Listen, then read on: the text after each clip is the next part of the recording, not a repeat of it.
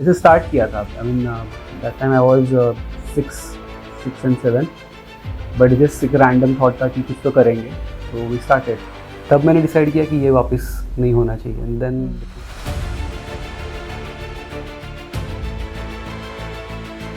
I think वहाँ ही एक ऐसा पॉइंट होता है जब इंसान शायद बोलते ना ख़त्म हो जाता है एक तरीके से।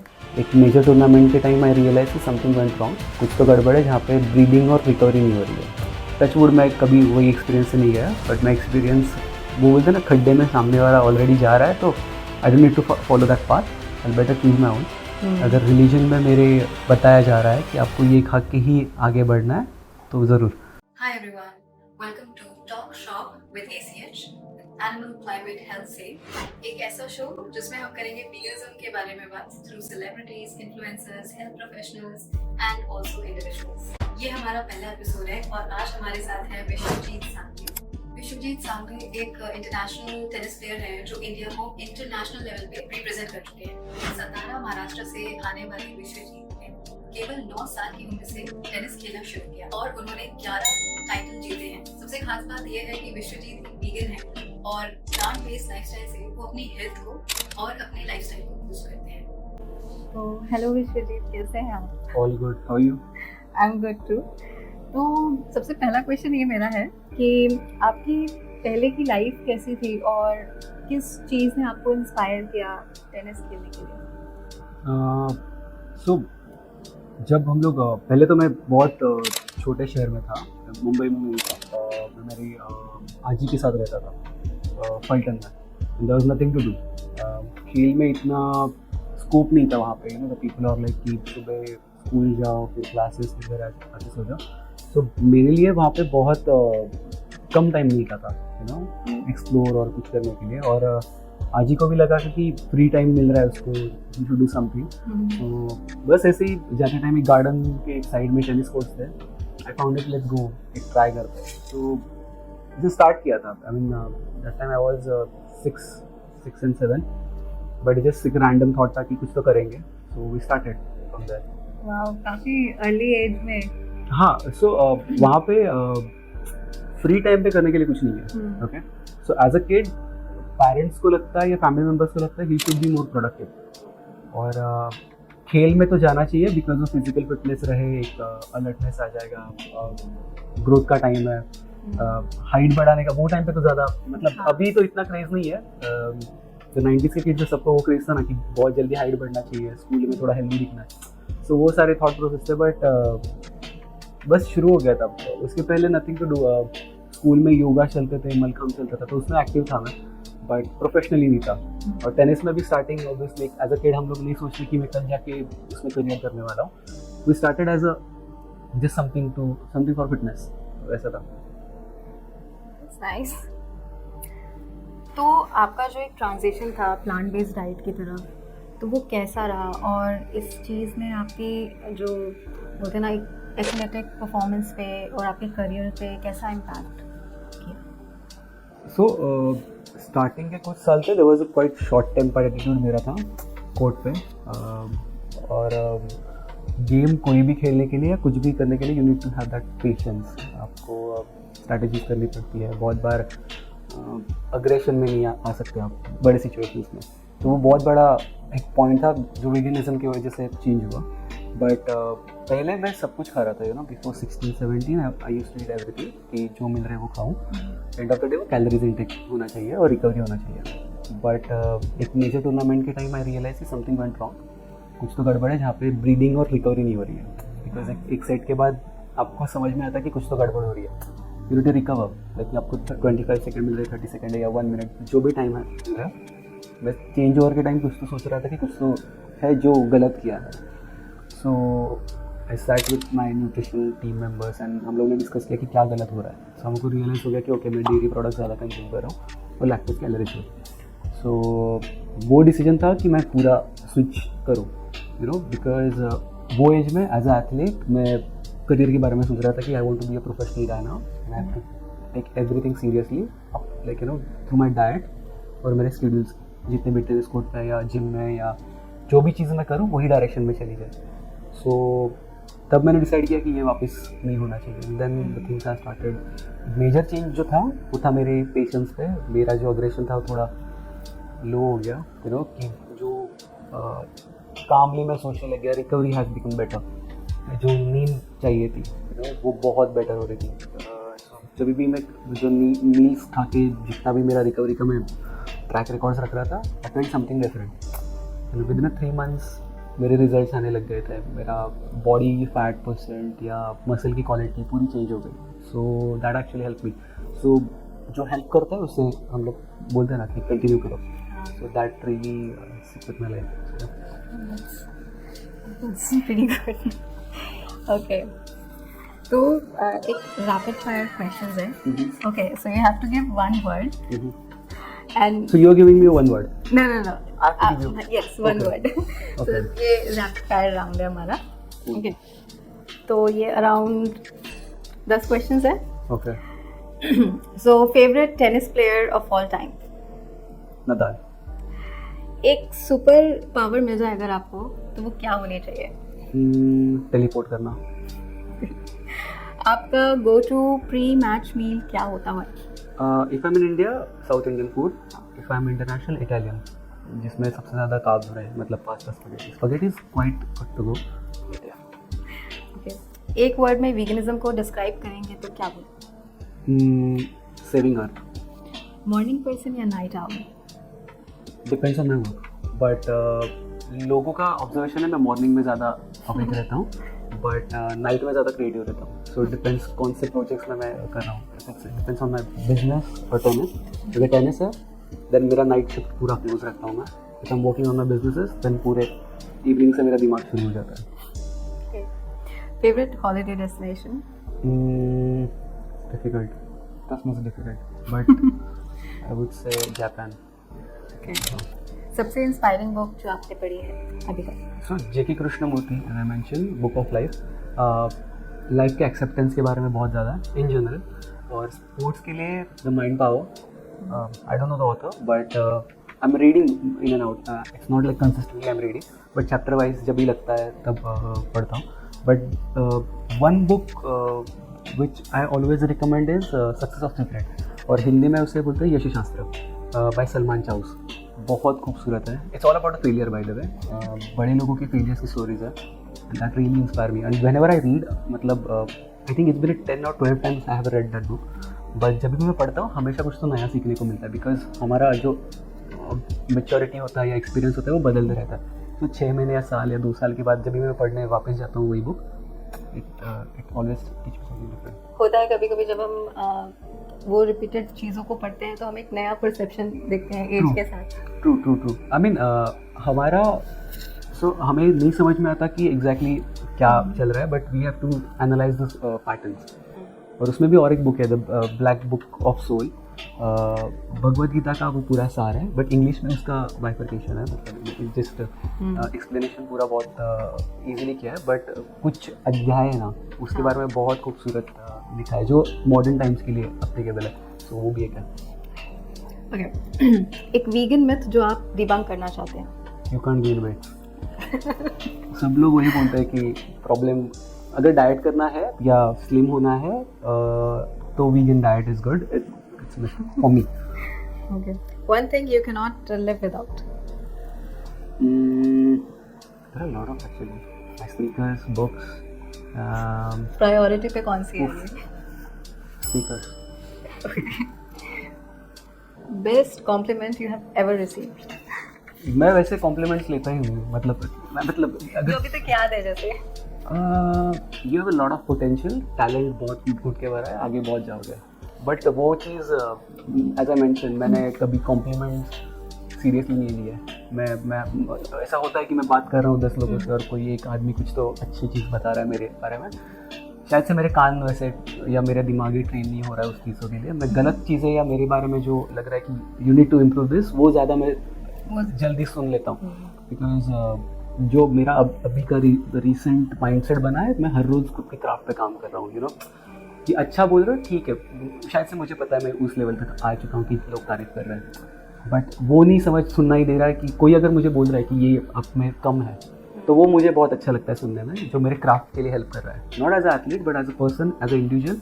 आई फील कि मेरा क्राफ्ट कितना ऊपर लेके जा सकूँ मैं, हर हफ्ते या हर month I should progress somewhere, और वो इम्प्रूवमेंट दिखना चाहिए। सो मेरे लिए वो शायद से एप्लीकेबल नहीं है, मे बी कब कुछ सालों के बाद हो जाएगा कि कोई एक तारीफ याद रहे कि अरे बहुत अच्छा किसी ने कहा। लेकिन ये बहुत अच्छी बात है कि क्योंकि हमें लाइफ में रुकना नहीं चाहिए। कई बार ऐसा होता है कि हम सोच लेते हैं कि अरे हमें सब आता है, पर मैं काफ़ी लोगों से मिलती हूँ जो ऐसा, ट्रू आई थिंक वहाँ ही एक ऐसा पॉइंट होता है जब इंसान शायद बोलते ना ख़त्म हो जाता है एक तरीके से। हाँ, आई थिंक भूख खत्म होती है। हाँ आपको हर एक चीज़ में ना वो एक्सपर्टीज भी लेके आओ ना, तो उसको वो ग्रेस लेवल तक लेके आने के लिए ना आपको बहुत इम्प्रूव करना पड़ता है। और एक एटीट्यूड होता है ना कीप लर्निंग वाला, वो भी वो होना सब में होना चाहिए, बट होता नहीं है जनरली। हम नहीं, वो अगर एटीट्यूड आ गया ना, यू नो लर्निंग वाला अगर माइंडसेट बन गया, आप ऑटोमेटिकली हम्बल हो जाते हो। ये मुझ में मैंने बहुत नोटिस किया कि जब भी वो अकड़ आती है ना कि मैं तो कर लूँगा ये, या मेरे से बेटर कोई नहीं है, मुझे लगता है हम किसी की सुनते नहीं हैं और हम उस डायरेक्शन में जाते हैं जहाँ पे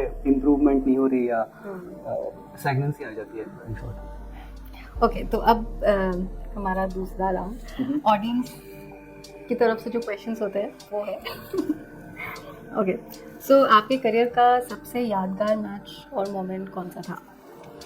मैं कहूँगा सबसे पहली मैच मैं कोल्हापुर में खेला था 2008 में, नवंबर का मंथ था, आई एम वेरी श्योर। 12 नवंबर 2008 में मैंने पहली नेशनल्स खेली थी और मैं 8-0 हारा था। सो बेस्ट ऑफ 15 या 15 गेम्स में शायद से, और मैं 8-0 हारा था। I have only one point, game भी नहीं, एक ही पॉइंट जीता था। और वो याद है क्योंकि उस दिन मुझे बहुत पिक टॉप मिले थे, और लोगों से एक आ रहा था कि जो कोर्ट पे प्रैक्टिस के टाइम पे जब आप हीरो बनते हो ना, और आप मैच पे आते हो और आपकी एक रियलिटी आ जाती है सामने, यू नो 2008 मतलब आप सोचो कि कितना टाइम हो गया उस चीज़ के लिए, बहुत टाइम। और उस दिन एक रियलिटी चेक आ गया था कि कुछ हीरो हीरे है नहीं मैं, मतलब मुझे तो बहुत सीखना पड़ेगा। जहाँ पे मैं जीत रहा था लोकल टूर्नामेंट, वो ये लेवल के लिए है नहीं, और वो प्लेयर वाज टू गुड। मुझे अभी तक उसके सारे स्ट्रोक्स याद है जो वो खेल रहा था, और लकीली राइट, और मैं लकीली एक पॉइंट जीता था। वो एक ही पॉइंट मुझे याद है, क्योंकि मैं जितनी भी मैचेस जीता हूँ मुझे शायद से मैच पॉइंट कुछ याद होंगे, कुछ याद नहीं है, क्योंकि मैं खेलने के बाद बहुत बार हमारा कोच डिस्कशन होता है, तब मैं हमेशा एक ही चीज़ बोलता हूँ, मुझे याद नहीं मैं क्या खेल रहा था, बिकॉज वो ऑटो पायलट पे चली जाती है। You know, it's so into me now कि आप रिएक्ट करना शुरू कर देते हो वो सिचुएशंस पे। वो प्रैक्टिस, बट वो टूर्नामेंट पे कुछ नहीं था। वो टूर्नामेंट पे वो सीधा बॉल मार रहा था, मैं देख रहा हूँ, and that was a bad day. But हाँ, मैं शाम तक बहुत खुद में चला गया था, you no, I started analysing my self. और वो 2008 आई थिंक 10 या 9 साल का रहूँगा शायद से, तो वो टाइम पे थोड़ा सा हाँ, बट वो एज में ये खुद की समझ मुझे आज रियलाइज़ होता है कि मैं बहुत जल्दी समझ रहा था कि क्या चल रहा है चीज़। आपके लिए एज अ यंग एथलीट सबसे बड़ा चैलेंज क्या था और आपने उसे कैसे ओवरकम किया? I think distractions, multiple distractions. आप टेनिस जैसा रॉयल स्पोर्ट्स खेल रहे हो जहाँ पे पैसा भी बहुत ज़्यादा है, फेम भी है, and you get attention individual sports के लिए। बाहर की कंट्रीज़ में, इंडिया में भी बहुत है वैसे, बट आप जैसे आगे बढ़ते हो ना, आपको बहुत सारे ऑप्शंस मिलते हैं, यू नो, और आप वहाँ पे थोड़े से बिगड़ सकते हो।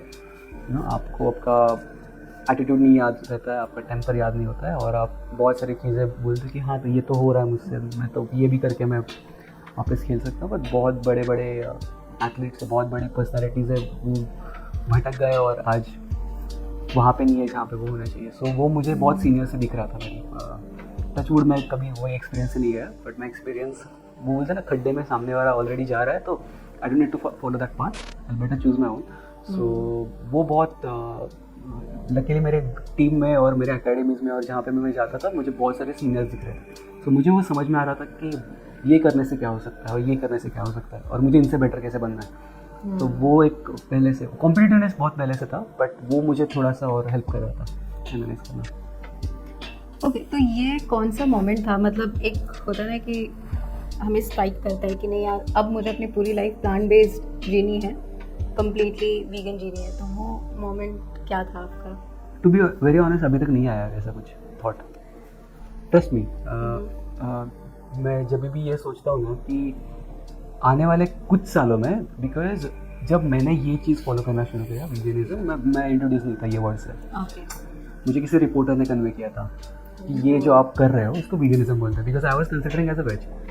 और आने वाले समय में किस चीज़ का क्या नाम आएगा, इसमें भी बहुत सारी चीज़ें अभी इफ यू आर ऑब्जर्विंग, मैं पिछले मार्च से अभी तक मैंने जितने भी बहुत ऑनलाइन आर्टिकल्स पढ़ रहा था, बहुत सारे लोग अलग अलग नाम से आ रहे हैं यही कंडीशंस में। There are only pure plants, there is no other seeds. Okay, seeds के लिए पूरा अलग सेक्शन बन रहा है अभी फिलहाल। सो अगर मैंने ये कंसिडर किया आज कि this is what I really wanted to do, और कल जाके मुझे रियलाइज़ हो गया कि मैं सीड्स के you know proteins and milks and beans के ऊपर ही ज़्यादा सर्वाइव कर रहा हूँ, और उसका नाम कुछ अलग होगा, उसका कुछ अलग कम्युनिटी होगा या whatsoever, but you never know. But मेरे दिमाग में कभी भी स्ट्राइक नहीं हुआ, it's a good thing, because मैं कभी खुद को अलग नहीं दिखाना चाह रहा हूँ। यू नो, मैंने बहुत सारे लोग देखे या जो अप्रोच देखा है, आई एम समथिंग एल्स, मैं बहुत अलग हूँ, मैं अलग अलग कुछ तो कर रहा हूँ। आप जितना सिंप्लीफाई करोगे उस चीज़ को, उतने लोग अडाप्ट करेंगे। सो अगर मैंने कह दिया ये कि ये मुझे मेरा लाइफ पाथ का ये गोल है, सो मैं शायद से खुद को अलग दिखा रहा हूँ, which I don't want to do. मुझे चाहिए कि जो लाइफस्टाइल है नॉर्मली, वो एक नॉर्मल चीज़ ही है और आप नॉर्मली फॉलो करो। So for you it's like जो भी आप लाइफस्टाइल में जी रहे हो वो बहुत ही नॉर्मल है। या ओके, सो ऐसा कुछ मोमेंट हुआ नहीं, फॉर एग्जांपल जैसे कई बार बस नॉर्मली विद द फ्लो हो गया, like that? See, sports person के लिए न्यूट्रिशन सबसे बड़ा एलिमेंट होता है, और कभी अप्रोच करते टाइम ये डाइट प्लान्स के लिए या स्पेसिफिकली वीगनिज्म या वीगन डाइट के लिए मैंने कभी सोचा नहीं था। जब मैं शुरू कर रहा था तभी भी नहीं, जब ज़रूरत पड़ रही थी, as I said, I am not different.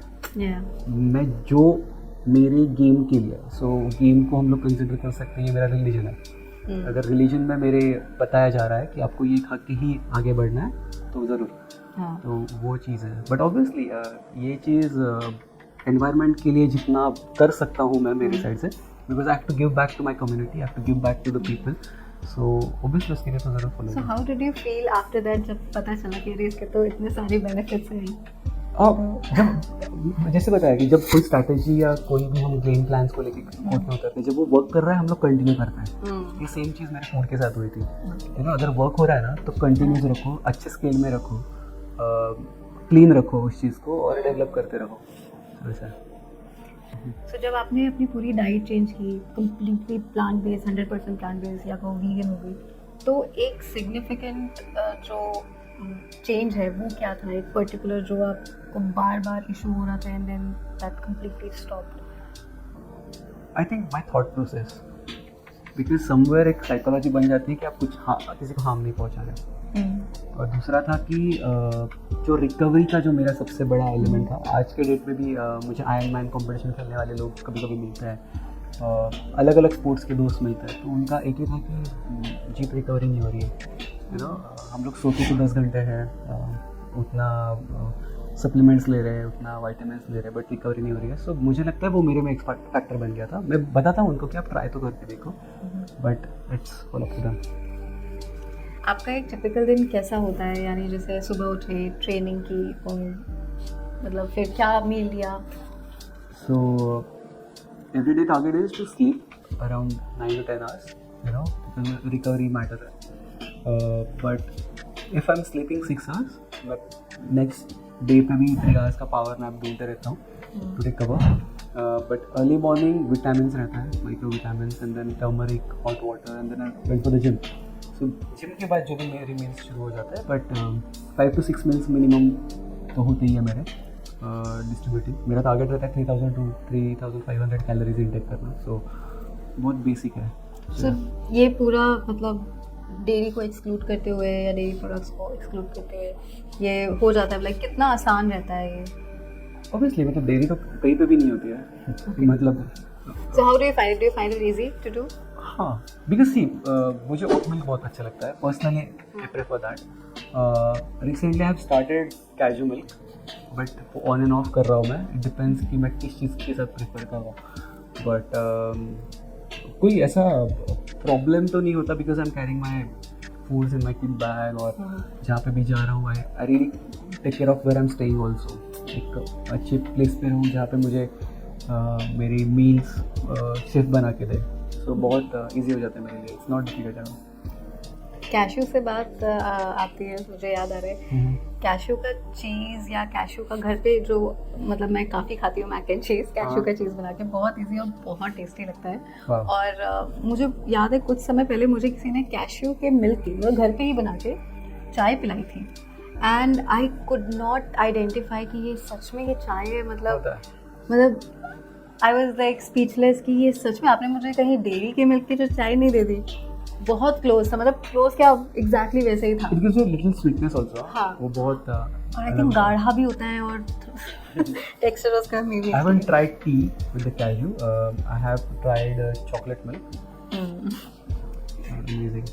So I have a lot of cravings, but मैं कैरी फॉरवर्ड करता हूँ, but depends मेरे कैलोरीज अगर मैच हो रहे तो.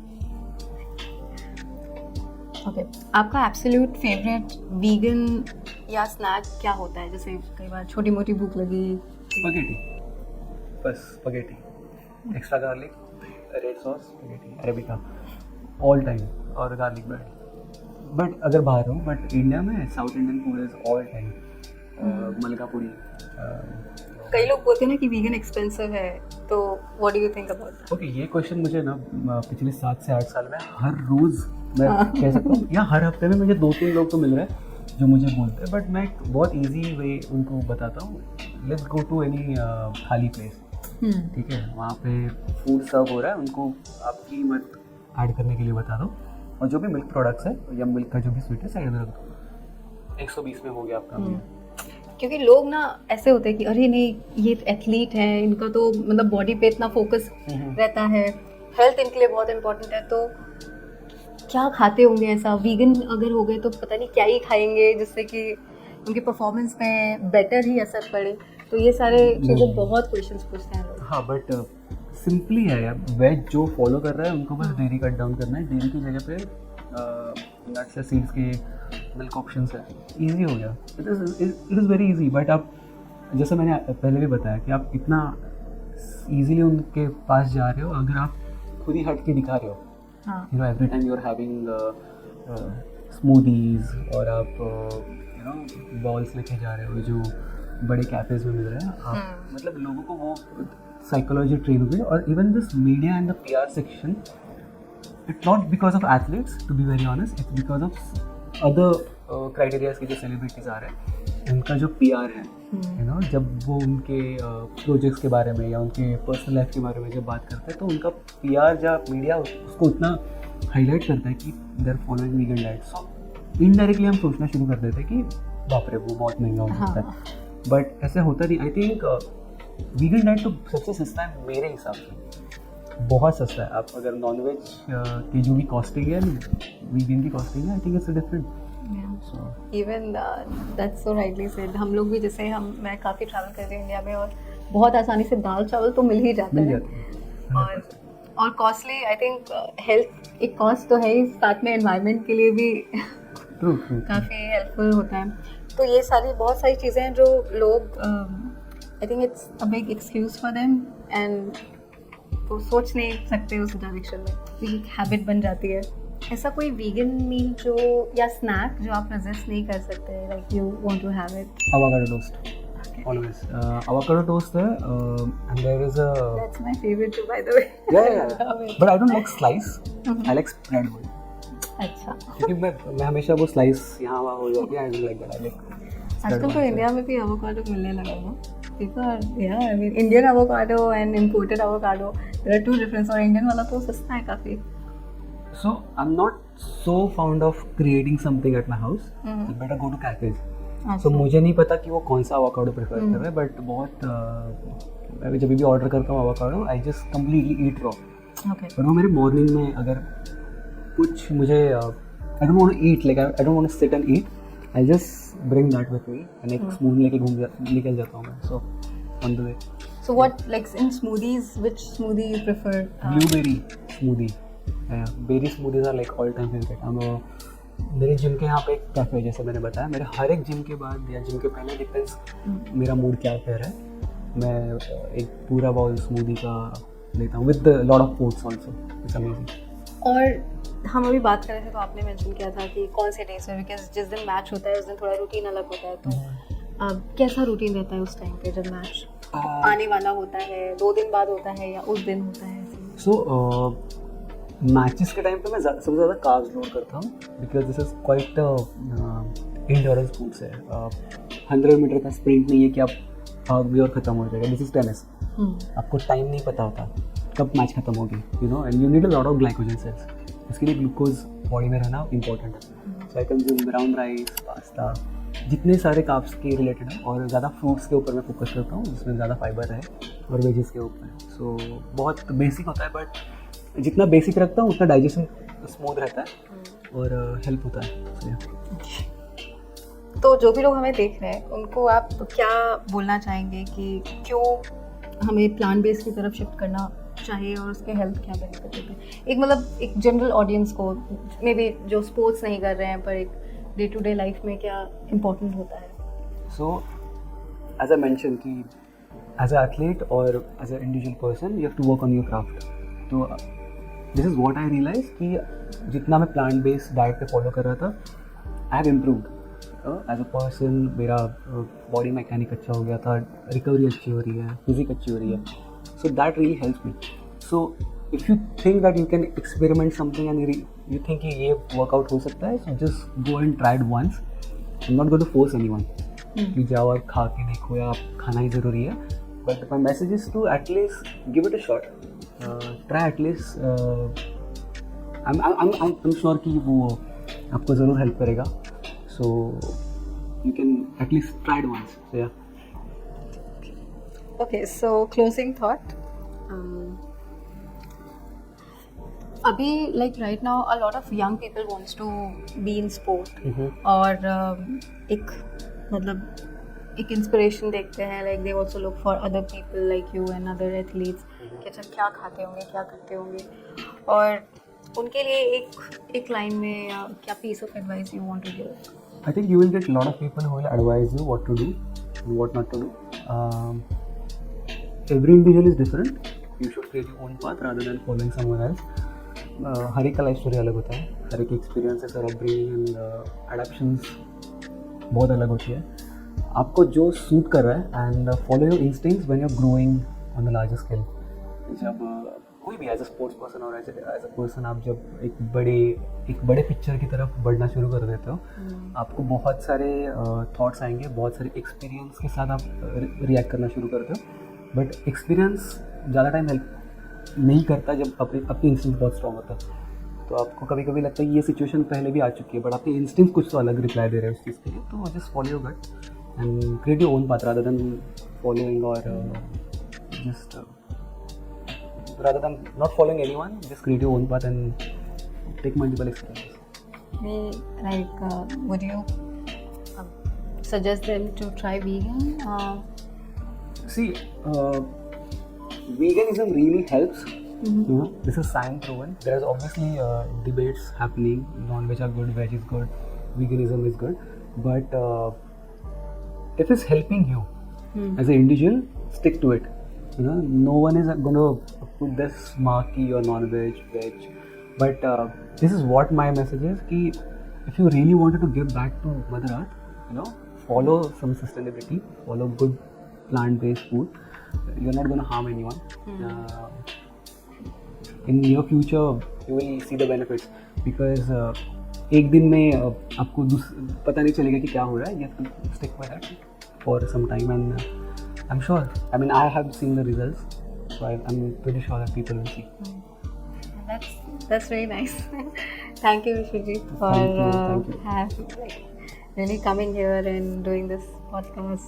It's my pleasure, and whatever this animal save community is doing for the people, I always cherish, I always support, and I wish you guys keep doing the same for the rest of your life. And people should take good from this and support this initiative and support this organization.